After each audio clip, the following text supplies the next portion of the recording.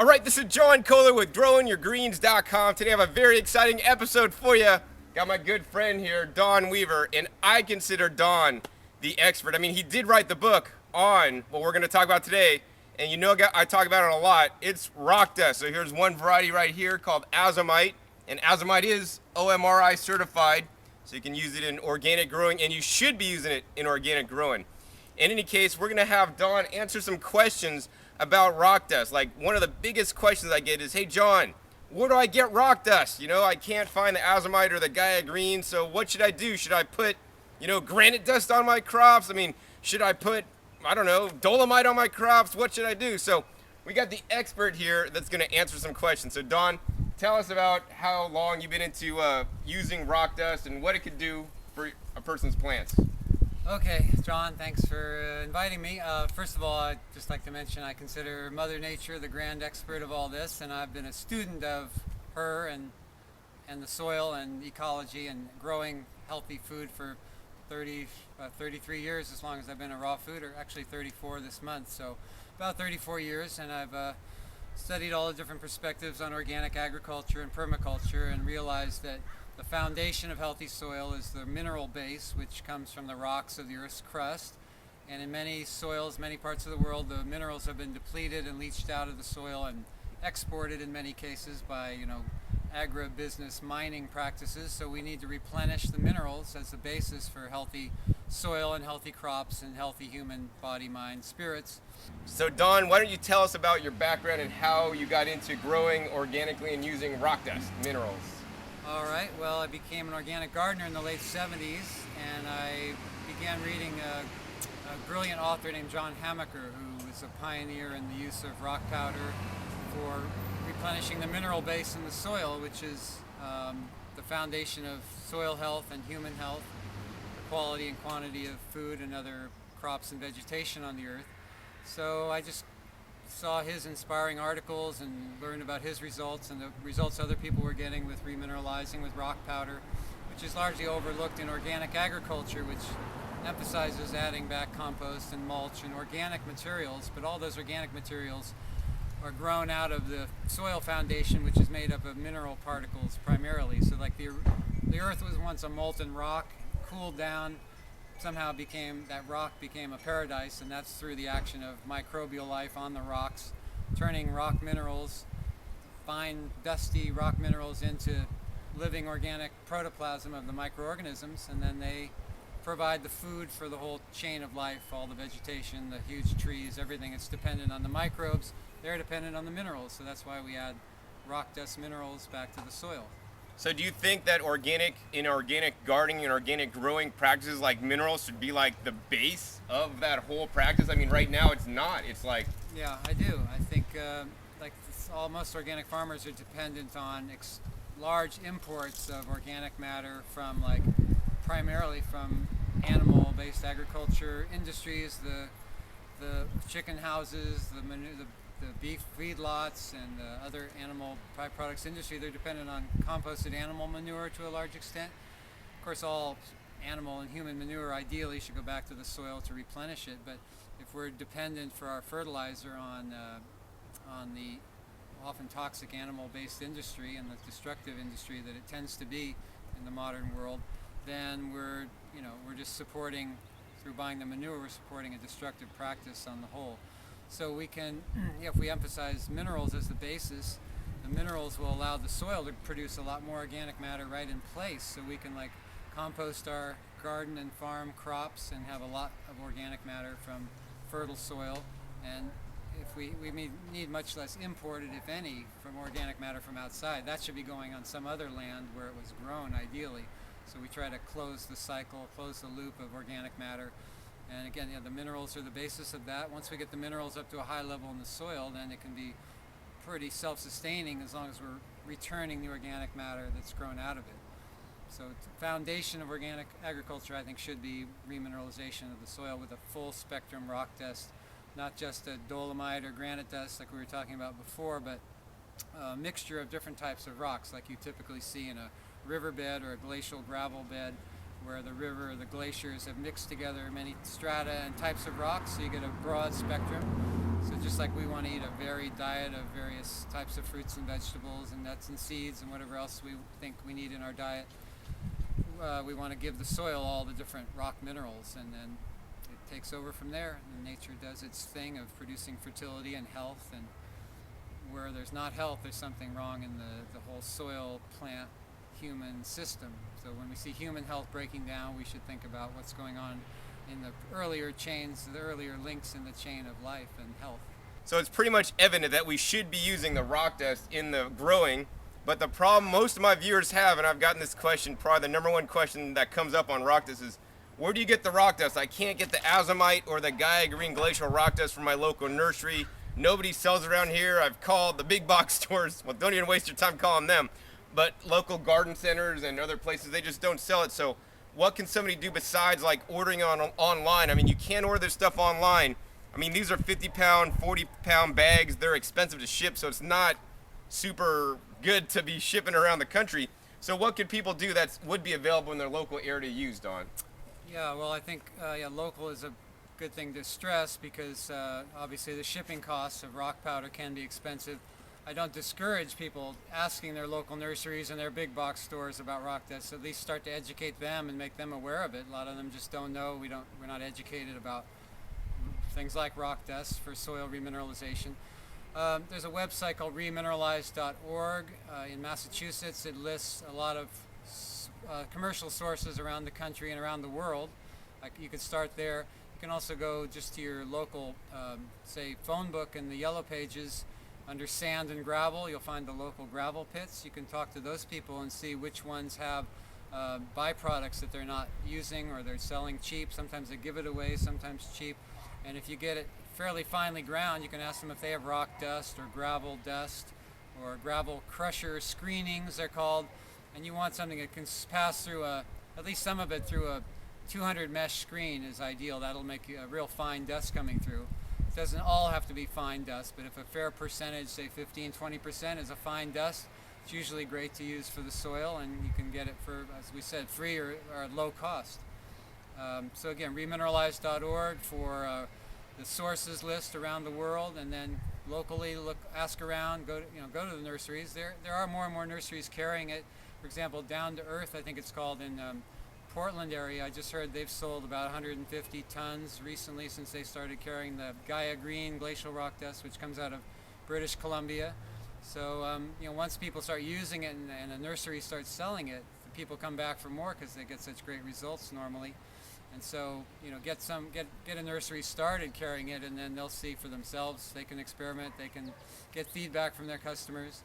Also, it's possible each individual out there, a group of people, could get together and be a distributor of rock dust, contact these companies and see if it's practical to get a pallet load or a truckload sent to your local area, and then distribute from there, use it in your garden, and then see which of your neighbors are ready to grow real good food again.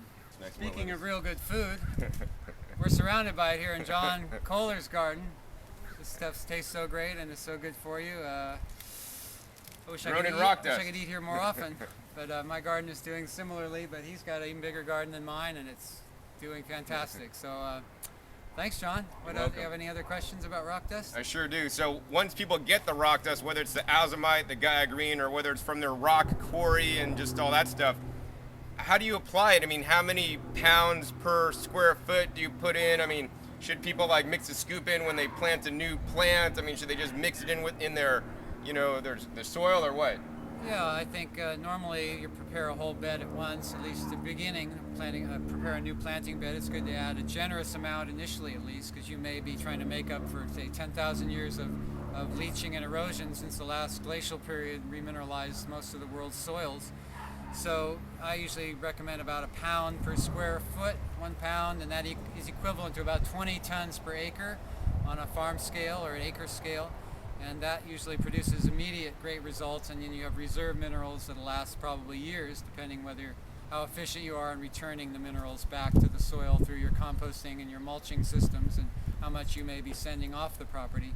So yeah, be generous as a main principle, and 1 pound per square foot I think is a good guideline. You could do 0.5 pound per square foot, that's 10 tons per acre rate.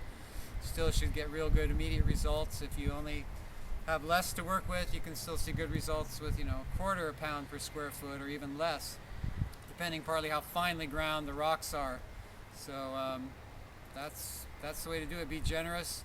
And then you usually want to dig it in or cultivate it in the top 4 to 6 inches of topsoil, the main aerobic, microbially active area. So you be sure to feed all those microbes, and that's the main initial rooting area for the plants. But once you start tasting mineralized food, you'll see you're on the right track. You're starting to feel better. You're doing the right thing. You're giving back to nature some of what we've all been taking for centuries, and starting to replenish the earth rather than continue to deplete the earth. It feels good, and so obviously we need to do this on a worldwide collective scale. All right, Don, so what would you say the difference between using like the azomite or the Gaia Green glacial rock dust, which what I use here, versus, the stuff you said you could get at a local rock or sand quarry? John, can't you see I'm eating some of your mineralized lettuce? Sorry, you could have a second there, Don. Okay, I think I'm ready. Make sure you chew your food really well, Don. It's very important. Stuff is great. 200 times a mouthful. 200 chews a mouthful. Got it. Okay, done. So, the azomite and the Gaia Green and some of the proven commercial products have a long track record. They're proven to work consistently. They're usually very finely ground, which is a major factor for the availability to those tiny soil microorganisms that need a finely ground product. But again, if you can find a source in the local gravel pits that has a fair amount of fine dust in it, then you may have something also great that's overall much cheaper by the ton, especially by the ton. You can get larger quantities for much cheaper. But if you have a small garden and you want to be sure something's going to work right away, and you have access to the commercial bag products like the 50-pound bags, that might be easier for some people. It's just a personal choice and what makes sense for your local area, wherever you are in the world.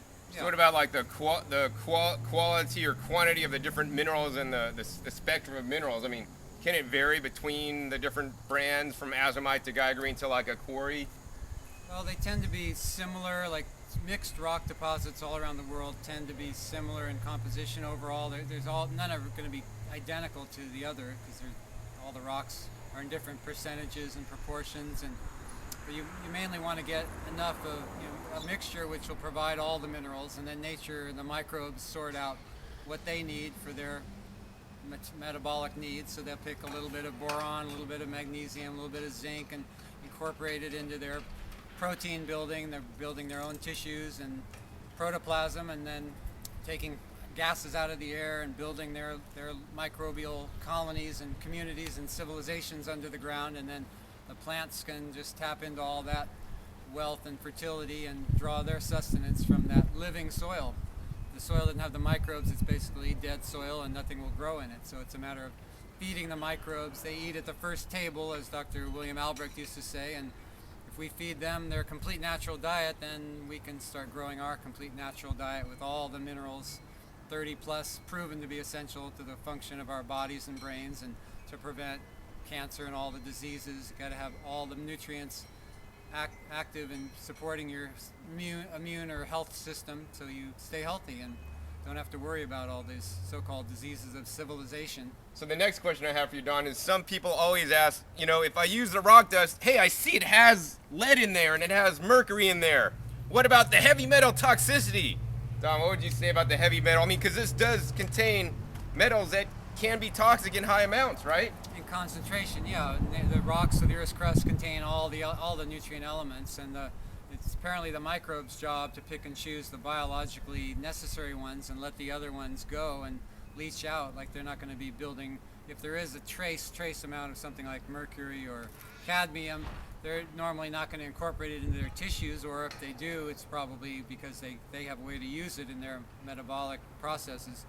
But normally they just take the biologically essential and healthy nutrients that we all need. The zinc, there are like trace amounts of lead and some of the heavy metals in our foods that come through the soil, and I guess we don't really know for sure which of them are utilized somehow or which are just processed and eliminated. But normally in the tiny amounts of there's trace elements, that's what nature's been using in the soil forever, so there's no reason for concern about it as far as we know. Again, if you use something that had a concentrated amount of, if you have a spill of something like mercury, it's highly toxic, or uranium. If someone's mining uranium and spilling it out on the soil somewhere, then you could obviously poison your soil and anything you try to grow on it. But basically, rock dust is as natural and safe as anything we know on Earth. And it's not only safe, but it provides so much in the way of essential elements. And most people are more or less deficient in supposedly over 100 nutrients that we need, and they're all based on their creation is all keyed into the minerals in the soil. So this is basically how to provide all those minerals in a natural, balanced way. Don, so thank you for your time. I appreciate it a lot. And the last question I have for you is, how can somebody learn more about rock dust minerals, and the books you've written? Wait, didn't you write a new book too? Why don't you share with us how somebody can learn more about all your books and how somebody can just learn about this stuff if they want to do more than just buy it and use it? Because you guys should all buy it and start using it in your garden. But if you want to learn more and learn really the science behind it, Don will tell you how to do that. Okay, yeah, I think it's always good to learn about something before you decide if it's right for you. I don't know if anyone has found this to be wrong for them, but there's a primary website my friend Joanna Campe in Massachusetts started 20 years ago called remineralize.org. It's a website of the nonprofit Remineralize the Earth Incorporated, and I highly recommend supporting their work and seeing what they're doing, but you can go to the website and see what's being offered there.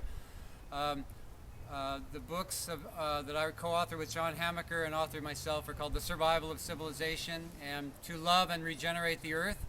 They're both available for free online at a website called soilandhealth.org. It's a great website, and they're in the agriculture section there. There's also many good free publications on health and nutrition. Check the agriculture section for The Survival of Civilization and To Love and Regenerate the Earth. My new book is called Regenerate the Earth, with a long subtitle. You can find that at vibranthealthandwealth.com. That's David Klein's website. He's the founder and publisher of Vibrance magazine, formerly Living Nutrition. So you just go to the bookstore section of vibranthealthandwealth.com if you'd like to read about and perhaps order my new book, Regenerate the Earth. Nature's call to remineralize the soil, regreen the land, rescue the climate, and restore our health. They all go together. All right, Don. Well, thank you. Once again, I appreciate you sharing the message of rock dust. And once again, I learned about rock dust from Don. I know he wouldn't steer me wrong. I'm using it, and it works exactly like he says it does. All my stuff tastes amazing. Your stuff could taste amazing. You could grow better, grow faster, grow stronger plants that taste more, yield more, and grow better food than your neighbors. So hopefully you enjoyed this episode learning more about rock dust with Don Weaver. Once again, this is John Kohler with growingyourgreens.com.